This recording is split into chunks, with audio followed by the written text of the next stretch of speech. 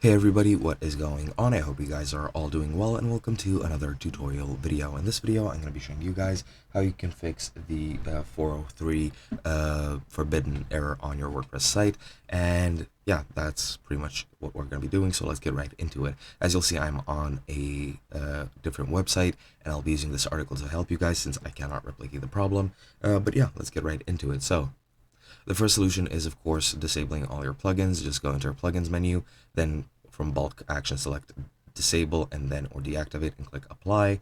If that works, then you're good to go, and you just need to locate the plugin that's causing the problems. If not, you can go ahead and try other solutions. The second one is to regenerate your htaccess file. You need to access your site directories by using an FTP client or a file manager, for example on cPanel or hPanel. Then you need to locate your htaccess file, which should be in the public HTML possibly, and whichever file it is, it should be right next to WP content and WP includes.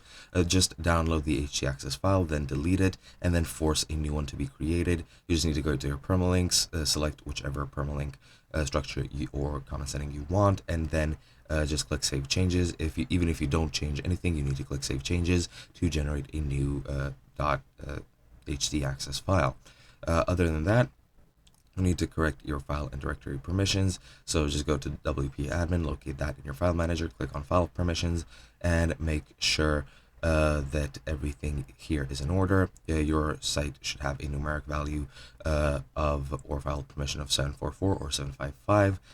If one doesn't work, you can check the other, and simply click the OK button once you're done, and this will cause your FTP client to start setting permissions for all subdirectories. Once this is done, you need to repeat the process for all files, and you should use permission 6444 or 640, and don't forget to select the recurse into subdirectories and apply to files only. And once you're done with that, then just click OK, and your FTP client will start setting the permissions, and everything should be fine. Additionally, you can clear your cache and cookies. That depends on the browser you're using. Just go into your settings and find the settings for both and remove them. You can also disable temporarily any CDN you might be using, since that might be causing the problem.